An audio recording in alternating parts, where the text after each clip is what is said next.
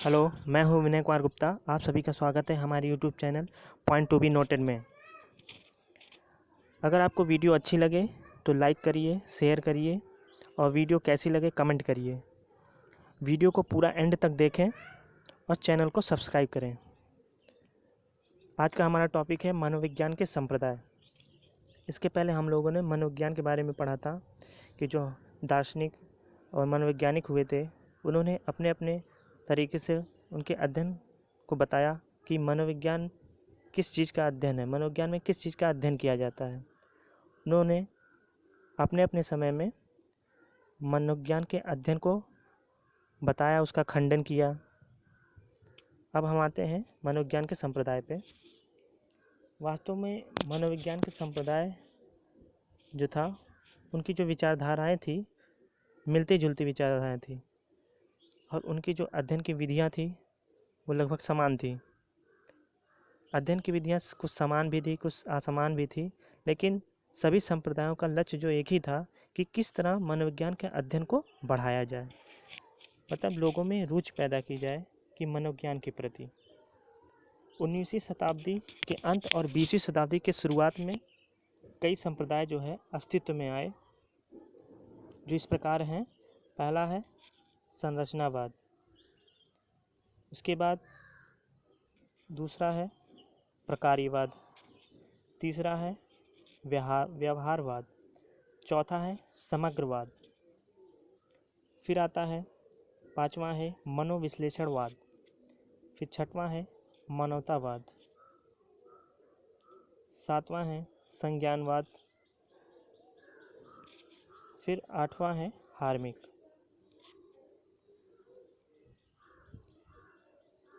तो ये जितने भी संप्रदाय हुए, इनकी जो विचारधाराएं थी वो मिलती जुलती थी।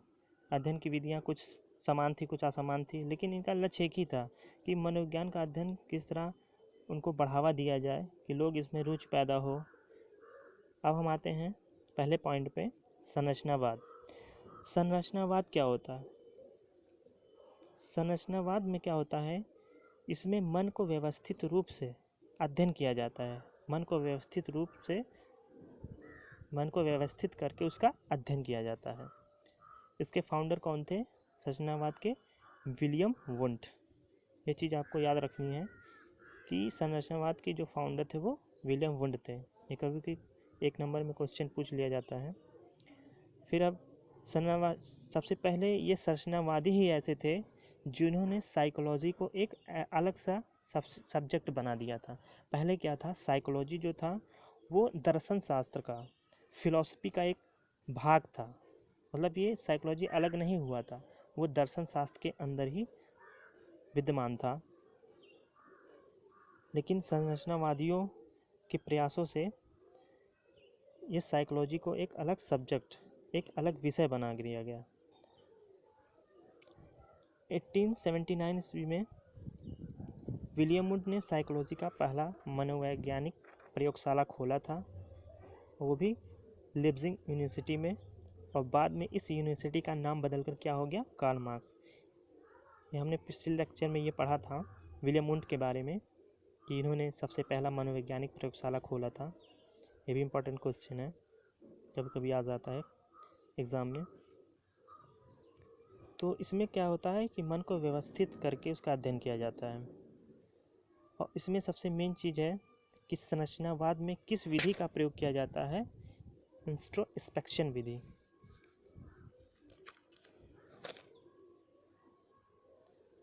इंट्रोस्पेक्शन विधि, अंतर्दर्शन विधि। अंतर्दर्शन विधि का मतलब होता है कि अपने अंदर झांक कर पता लगाया जाता है कि मनुष्य जो भी क्रियाएं कर रहा है क्यों कर रहा है, जो भी उसके संवेग उत्पन्न हो रहे हैं वो संवेग किस वजह से उत्पन्न हो रहे हैं। ये अंतर्दर्शन विधि के प्रयोग से किया जाता है संरचनावाद में। जैसे मनुष्य अगर गुस्सा है तो अपने ऊपर प्रयोग कर सकता है कि अगर हम गुस्सा हैं तो किस वजह से गुस्सा हैं, गुस्सा होने का कारण क्या है, इसको हम जान सकते हैं। फिर आते हैं टिचनर जो थे वो विलियम वुड के शिष्य थे। ये भी इम्पोर्टेंट क्वेश्चन है। और टिचनर, एडवर्ड, ये ऐसे मनोवैज्ञानिक थे जो संरचनावादी संप्रदाय के अंतर्गत आते हैं। अंत में इन्होंने जो भी अपना तथ्य दिया संरचनावादियों ने, निष्कर्ष से ये पता चलता है कि इनके जो तथ्य थे वो प्रामाणिक नहीं पाए गए। इसलिए संरचनावादियों का जो तथ्य था, उनका जो मतलब था कि इसमें मन को व्यवस्थित रूप में अध्ययन किया जाता है,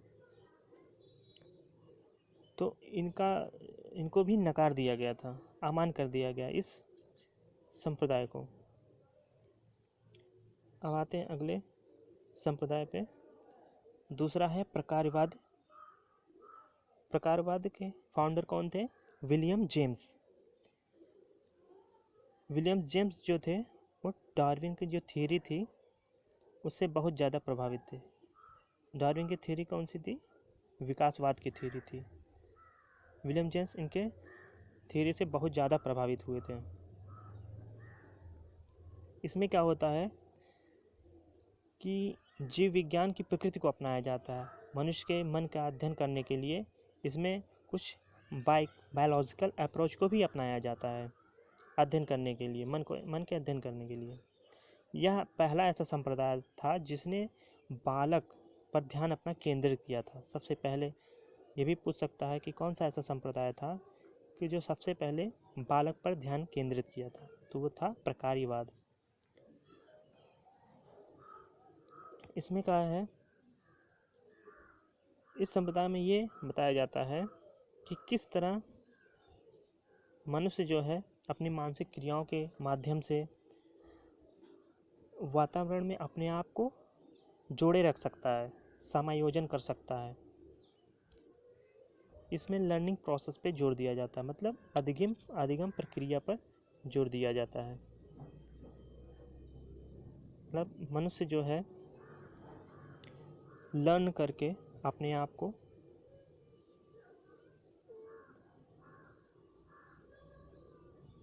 लर्निंग करके कुछ अचीव कर सकता है।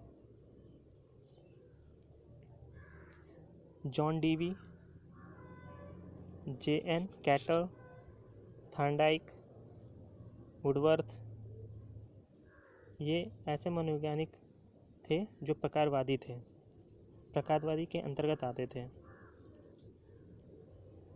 सबसे इम्पोर्टेंट पॉइंट कि जो प्रकारवाद था, इनकी विधि जो थी, इनकी सोचने समझने की जो प्रक्रिया थी, ये संरचनावादियों से काफ़ी बेहतर थी। इसलिए इनका जो निष्कर्ष बाद में ये निकला कि जो प्रकारवादी थे वो वैज्ञानिक दृष्टिकोण से ज़्यादा वैल्यूएबल थे संरचनावादियों से।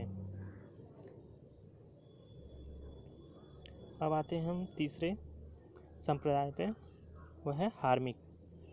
हार्मिक जो है, हॉर्न का एक ग्रीक शब्द है हॉर्न, उसी से बना हुआ है हार्मिक, जिसका मतलब होता है क्रिया करने के लिए उत्सुक होना।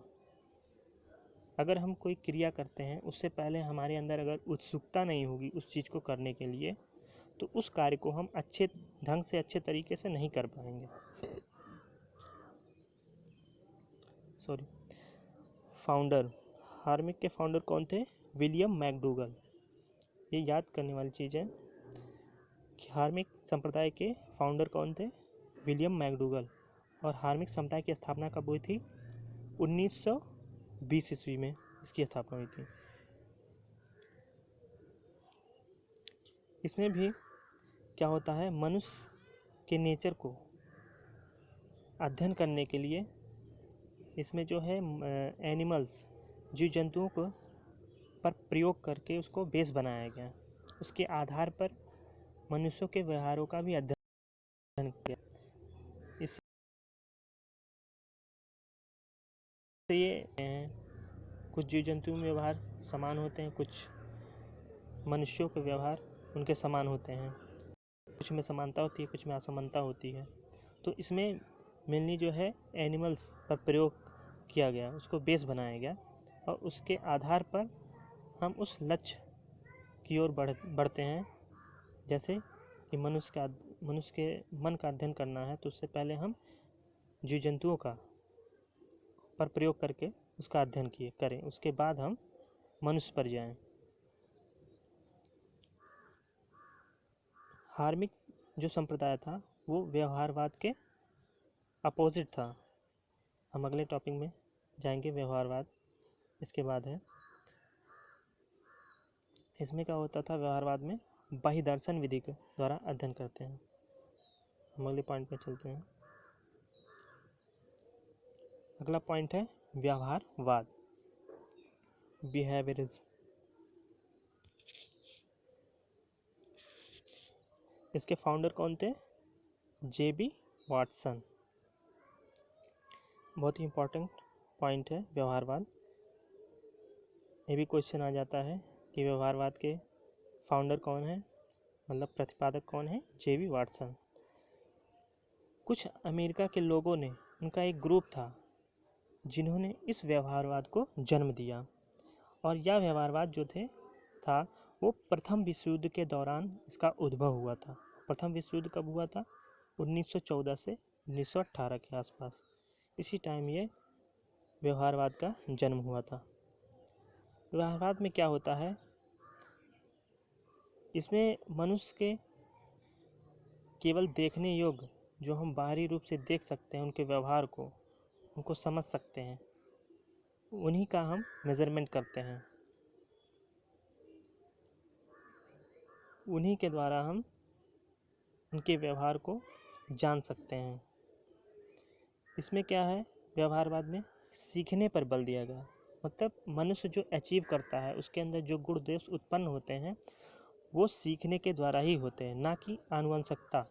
इन्होंने आनुवंशिकता को नकार दिया कि मनुष्य के जो गुण दोष हैं वो उनके आनुवंशिकता के आधार पर होते हैं। सबसे मेन पॉइंट इनका यही है कि व्यवहारवाद जो है वो आनुवंशिकता को कोई वैल्यू नहीं देते थे। उन्होंने कहा कि मनुष्य जो भी करता है, बनता है, वो सीखने के आधार पे ही बनता है। इसलिए उन्होंने सीखने पर ज़्यादा बल दिया था। नो वैल्यू ऑफ हेरिडिटी, मतलब आनुवंशिकता पर इन्होंने आनुवंशिकता का कोई वैल्यू नहीं दिया। इसमें एक और चीज़ है कि इसमें भी जो है पहले एनिमल की स्टडी की जाती है, उसके बाद एनिमल की स्टडी के मदद से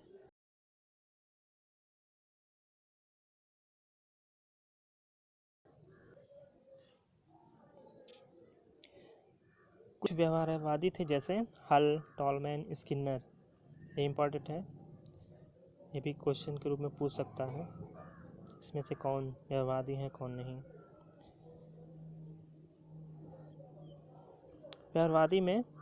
व्यवहारवादी संप्रदाय में